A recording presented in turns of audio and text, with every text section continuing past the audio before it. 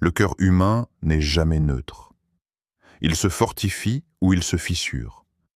Chaque parole que tu prononces, chaque pensée que tu nourris, chaque silence que tu choisis laisse une trace invisible mais irréversible. L'âme se forge dans la pression, non dans le confort. Et celui qui néglige son cœur finit toujours par être dominé par ce qu'il n'a pas discipliné. Allah a établi une loi immuable. La stabilité intérieure ne vient ni de la puissance, ni de la reconnaissance, ni du contrôle des autres, mais du rappel constant de lui. En vérité, c'est dans le rappel d'Allah que les cœurs trouvent la quiétude. Coran Ar-Ra'd 28.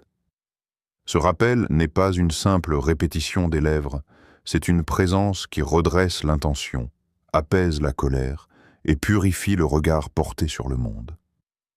L'histoire de ceux qui ont précédé n'est pas un récit figé.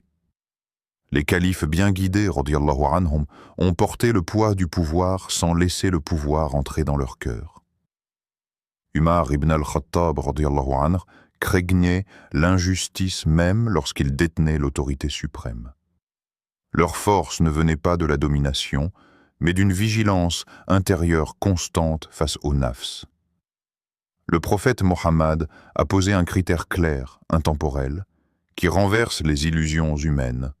Le fort n'est pas celui qui terrasse les gens, mais celui qui se maîtrise lorsqu'il est en colère. Sahih al-Bukhari, Sahih Muslim.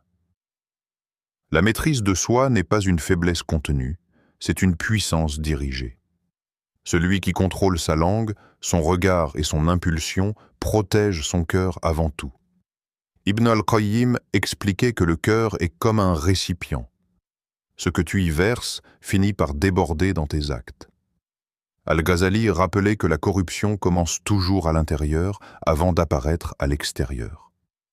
Ibn Taymiyyah affirmait que la véritable prison est celle du cœur éloigné d'Allah, même si le corps est libre.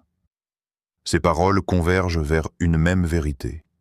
La réforme commence en silence, dans l'intimité avec Allah. Quiconque place sa confiance en Allah, il lui suffira. Coran, At-Talaq 3. Cette suffisance n'annule pas l'épreuve. Elle donne la force de la traverser sans perdre son honneur ni sa foi. La prière, le dhikr et la retenue ne sont pas des refuges passifs, mais des disciplines actives qui affermissent la volonté.